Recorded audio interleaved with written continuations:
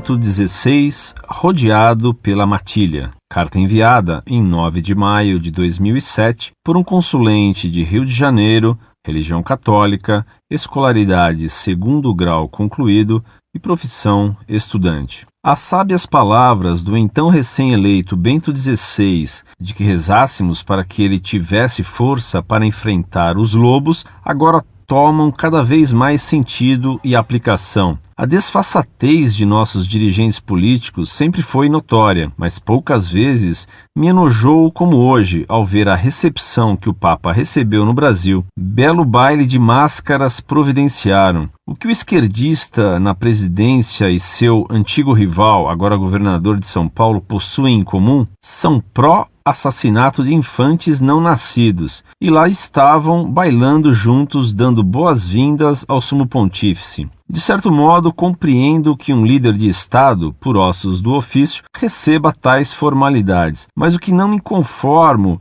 foi Lula inflamar seu discurso passando para o tom particular, ao dizer que se sente duplamente honrado como cristão, à sua própria maneira, convém notar, pelo Papa escolher visitar o Brasil, sendo que ele, Lula, ainda teve o descaramento de falar dos valores católicos que permeiam a família brasileira. Que vontade me deu de poder soprar no ouvido do apacentador de nosso rebanho sobre a forma como Lula e sua turma têm destruído os referidos valores católicos da sociedade, de que ele tanto gabou-se, que ele apoia, ou pelo menos apoiou quando era oposição mendigando votos, a invasão de terras, desrespeitando a propriedade alheia.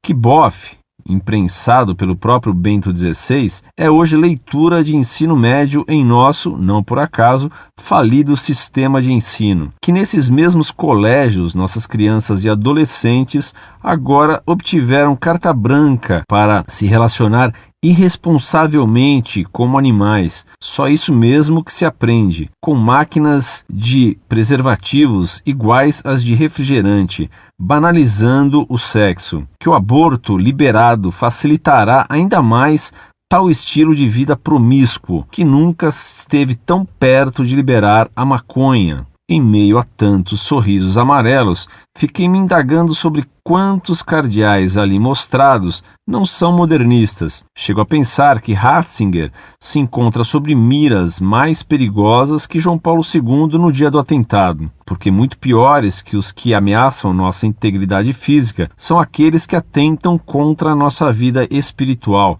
os valores de nossa fé, a salvação.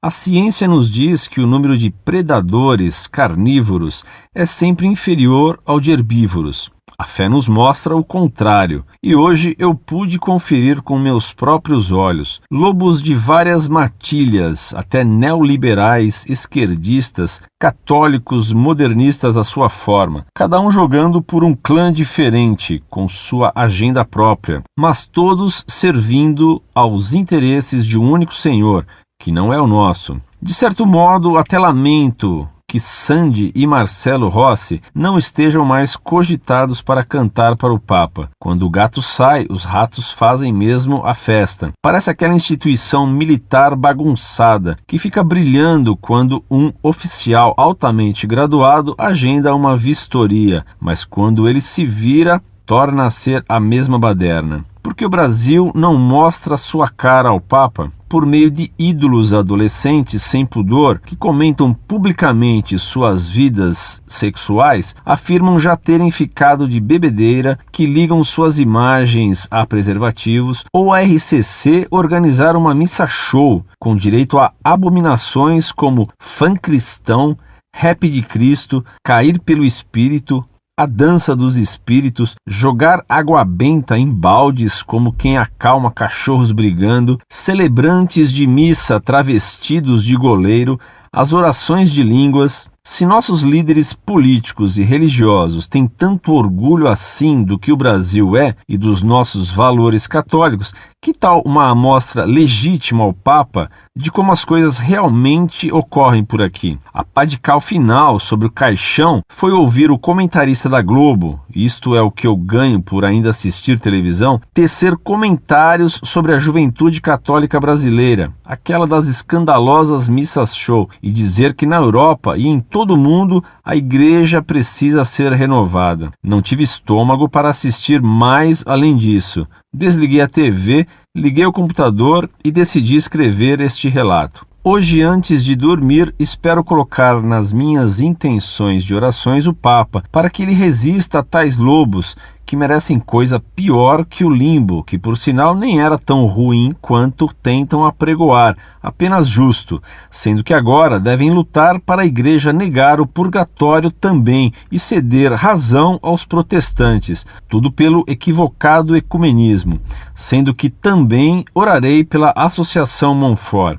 Gostaria que o Papa tivesse uma estada agradável e proveitosa em nossa terra, só que nada poderia ser mais proveitoso que um quadro realista da precária situação de nosso catolicismo, ainda que pouco ou nada pudesse ter de agradável. Conhecer os fatos como são é condição primordial para consertá-los, e a triste realidade é infinitamente preferível à doce ilusão. Afinal, a palavra de Deus nos aconselha a ser mansos, porém cautelosos. Um dado de última hora.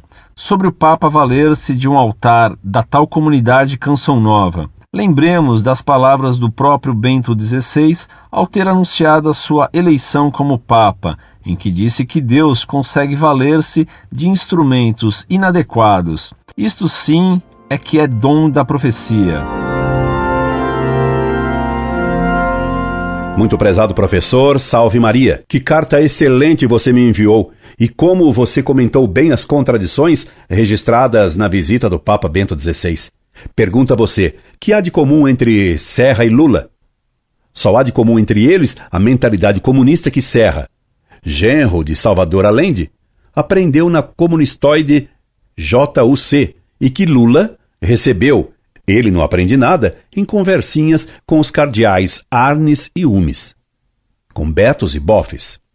Que contradições entre o que o Papa disse à juventude brasileira, que ela deve praticar a castidade, e o que diz o clero nacional, que nada é pecado. Que contradição entre um Papa que combate o modernismo e os bispos da CNBB que ensinam marxismo, mal lido e socialismo de sacristia. Que contradição entre a defesa que Bento XVI fez do celibato com o mau clero que escandalosamente sonha ter sogra. Um seminarista me contou que quando o Papa falou em castidade, certamente alguns padres moderninhos foram pegar o dicionário para saber o que seria aquilo. Que contradição entre um Papa culto e intelectualizado e a festinha, intelectualmente caipirinha, organizada pela CNBB, com as cançõezinhas do Padre Zezinho, um padre em diminutivo, libertador, cantando uma canção esteticamente lamentável e absurdamente fora de propósito e fora de lugar sobre a Amazônia. Que contradição ofereceram ao Papa, que não quis que padres Marcelo Rossi e Jonas Abib se cercassem dele com suas canções, com seu balde litúrgico e com seu blá blá blá, e a exibição folclórica organizada pela CNBB com frevo, capoeira e aquarela do Brasil. E o pior é que o nível intelectual desses bispos e padres, organizadores da ridícula festinha, os impede de ver o feio que fizeram. Eles acham que realmente a capoeira, o frevo e a aquarela do Brasil são de fato representatividades da cultura nacional, o que demonstra a cultura deles. Cultura e senso estético que vai parelho com o conhecimento teológico que exibem. Ainda na semana passada, conversei com um seminarista franciscano que me contou que, em seu curso de filosofia, estudou Augusto Comte, Marx e São Tomás. Que salada filosófica! Claro que um moço que estudou isso seria presa fácil do hermenêutico Concílio Vaticano II. O que trouxe imenso júbilo na visita de Bento XVI foram as palavras do Papa. O que ele disse aos bispos da CNBB na Catedral de São Paulo foi espetacular. Disse tudo o que a CNBB precisava ouvir, que ela jamais disse em seus numerosíssimos manifestos das campanhas da fraternidade naturalista. E é evidente que o Papa Bento XVI sabe que os bispos brasileiros defendem o contrário do que ele disse. Então por que o Papa lhes disse isso? Para que, uma vez, pelo menos, os bispos da Teologia da Libertação da CNBB ouvissem o que era preciso que ouvissem. Disse o Papa o que ele disse para que os católicos do Brasil, que há tantos anos têm que engolir, têm que suportar os longos, prolixos, marxistoides e indigestos manifestos da CNBB, soubessem que o Papa pensa o contrário do que a cúpula dirigente da CNBB impinge como doutrina católica, marxismo de sacristia, teologia da libertação. Uma maravilha um Papa dizer desassombradamente tudo isso. E como o Brasil vibrou com o que disse o Papa. E como foi corajoso esse Papa ao dizer sem rebuços que os católicos devem dizer não aos meios de comunicação social que ridicularizam a virgindade e o matrimônio. Bento XVI desafiou não só os hereges da teologia da libertação, mas também a mídia, a quem manda na mídia e a quem maneja Lula, fazendo-o falar em laicismo, que ele talvez deve pensar que é uma tática futebolística. E de sobremesa, o Papa nos fez saber que não tolera e que não se deve tolerar certos cantores clericais, aos quais ele vetou até a sua aproximação. Deus proteja o Papa Bento XVI. Que matilha ele está enfrentando. Rezemos pelo Papa. Incorde Jesus Semper, Orlando Fedeli.